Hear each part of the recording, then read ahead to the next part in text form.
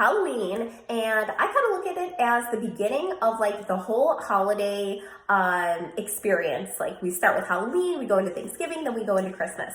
And I know in the past, I used to kind of use this as an excuse to really like all out binge on these certain occasions, really overeat because it was the holidays. That's what we do, right? I was walking out of the grocery store this morning and I heard one woman say to another, well, I hope all the kids eat the candy because if not, I'm gonna have to eat it. Almost like it's just a given, like it's just something that we do around these times.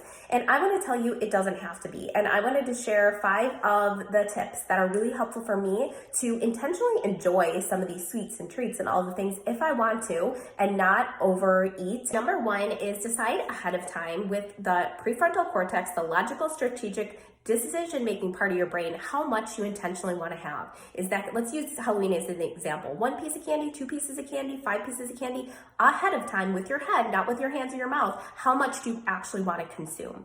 Number 2 is remember how you want to feel in the moment and afterwards. Not only during those couple seconds when you're taking a bite of the candy and eating it or a bite of the pie or whatever it is for you, but in an hour, tomorrow morning, how do you truly want to feel and how is the decision you are about to make, is it going to align with that?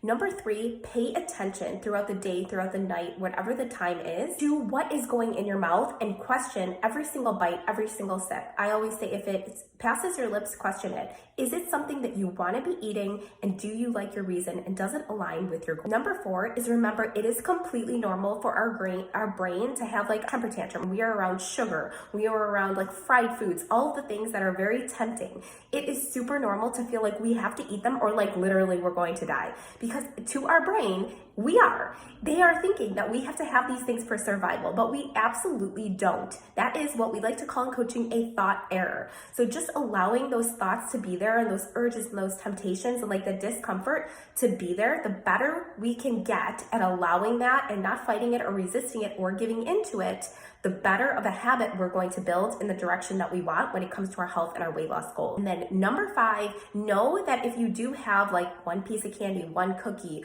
a couple of the things that maybe aren't as healthy as we would consider them, maybe aren't on our normal diet or weight loss plan or whatever it is for you, that we are going to want more and more of them. And that too is completely normal. And the reason for that is because they are typically full of highly processed ingredients, whether that's white sugar or white flour, which is giving our brain a massive dopamine hit. Sugar is 10 times more addictive than cocaine. So it is having the effect on our brain and our body like a drug. So it is so normal that we are going to want more and more, which one could influence your choice to have it in place or influence how much you want to have, but also helps you know that afterwards it doesn't mean that we have to go ahead and have more and more. It kind of goes back to tip number 4, just allowing those thoughts and those urges to be there and just kind of learning to sit with them. That is like the most amazing, most powerful skill you can develop, is to allow that to be there and not act on it. And then lastly, remembering just because you decide to have whatever it is that you do, whether it's candy or cake or pie or